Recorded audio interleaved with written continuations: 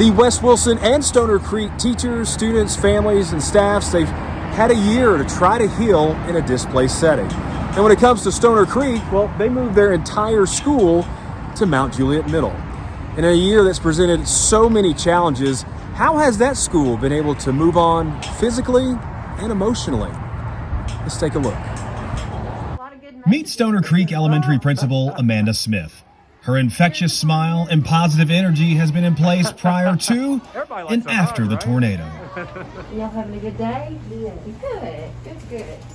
While her daily duties as principal remains the same, her walk around her temporary home has come with an understandable adjustment period. The lockers are something that the kids are able to use here that they wouldn't necessarily have maybe had at Stoner Creek, is that correct? Oh, that is an exciting part about being at a middle school. And I think if we, when we get into our new place, having a locker, the kids would definitely like to request to have that in our new building. She and her staff have embraced the first floor Mount Juliet Middle School setting as a place to restore some degree of normalcy.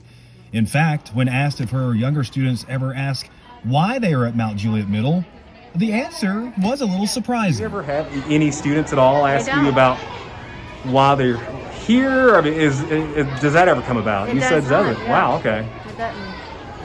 Nope, they're just resilient. They just go about and they love life and whatever, wherever they're at. So they've never once asked to talk about it. Recently, I asked Amanda to join me at storm-damaged Stoner Creek as we reflected on March 2nd, 2020, the day before that horrible night. Well, that is definitely a huge day for us. It's one of our most looked forward to traditions, and we're actually planning that because it will be next Tuesday. But that was a day that was full of excitement, full of just smiles and love. The students, families, community, you name it, everybody was pouring in this place, just showing their love for reading.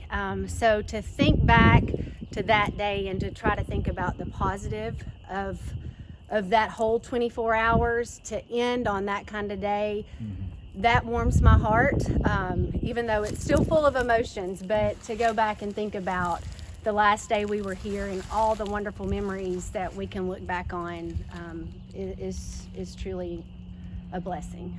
Amanda is a mother to 4 daughters, and when she takes a look at the damage, there's one distinct memory that remains vivid and hits very close to home. A lot of memories. What's significant about this window?